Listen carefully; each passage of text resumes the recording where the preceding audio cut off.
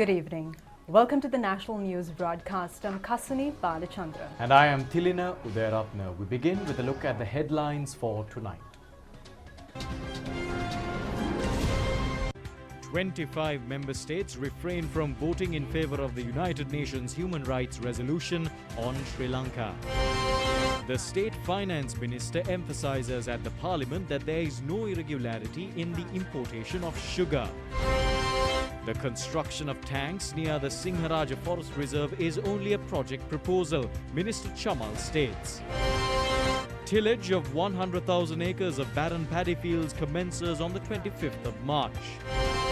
838,000 have been administered with the COVID-19 vaccine.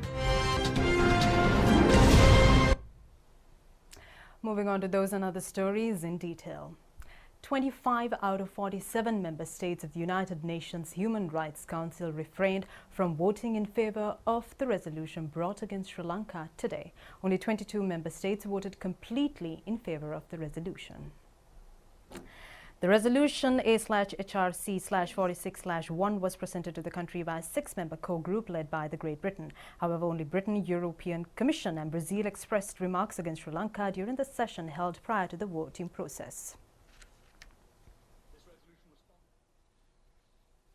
This resolution responds to the High Commissioner's most recent report. It acknowledges progress where this has been made.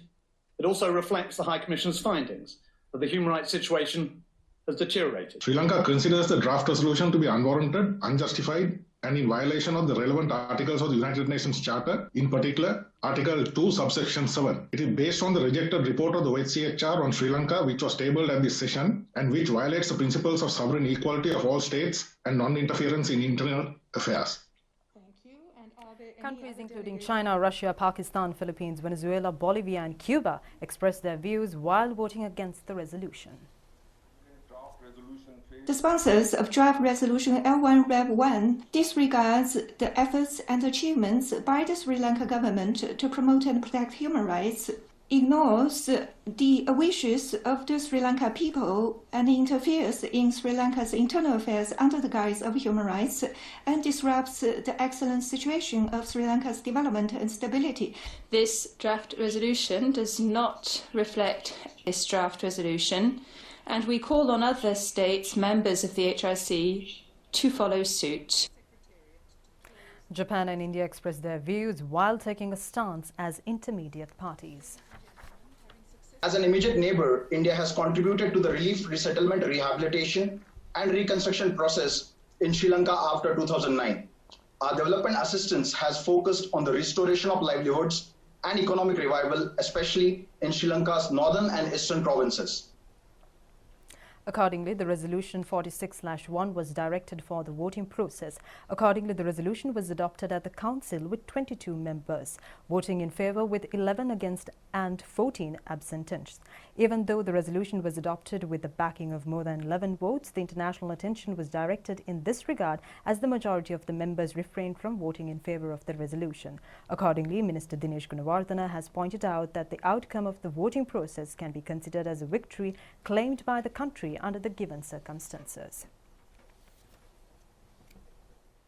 Out of the 47 countries of the Human Rights Commission, they could harness only 22. 25 votes was not on their side of the resolution. They did not say yes to the resolution. This is the most important message that the countries in Geneva has given amidst great pressure by the European countries on them. We thank all those countries who stood up for the defense not only of Sri Lanka, for the defense of all other countries, sovereign nations of the world. Because today it could have been Sri Lanka, and tomorrow it could have been any other country. The global south has stood up and clearly expressed the view that His Excellency the President, Prime Minister and the government of Sri Lanka very clearly stated before the Commission. State Minister Chamal Rajapaksa says the construction of tanks in the proximity of the Singharaja Forest Reserve boundary is merely a project proposal. He emphasized that both the Department of Irrigation and Ministry of Irrigation have a clear understanding on the conservation and protection of the Singharaja Forest Reserve, which is a rare tropical rainforest and a biosphere reserve. Minister Chamal Rajapaksa has issued a statement while clarifying on the debate created by various entities and social media platforms over his remarks regarding the proposed Gingnivala project recently at a ceremony in the Hambantota Veerakatiya area. The proposed Gingnivala water project has been designed in accordance to a request made by farmer communities. In his statement, Minister Chamal Rajapaksa has said that project experts have recommended proceeding with the proposed project for the benefit of the respective communities while strictly prioritizing the conservation of biodiversity and flora of the forest zones in proximity. Accordingly, the minister has pointed out that instructions have been directed to relevant parties to reach out to local environmental institutions as well as the UNESCO agency for recommendations and regulations considering the sensitivity of the project. The government is responsible in the protection of rainforests. Minister Rajapaksa in his statement has reiterated his commitment in fulfilling the requirements of the public while honouring the resolutions of the UNESCO and the World Environmental Organization on tropical rainforests. Minister Mahindananda Aludgamage says the tillage of 100,000 acres of barren paddy fields will commence on March 25th. The national ceremony of the program is set to be held at the Dumpe Agrarian Services Division in Pahuruoya. Under the first phase, steps have been taken for the tillage of 28,000 acres of barren paddy fields in 320 agrarian services centres. Accordingly, a total of 35,000 metric tons of paddy will be added into the harvest of the Yalla season. The minister, making remarks on the purchasing of paddy process, said that 32,000 metric tons of paddy has been purchased up to date.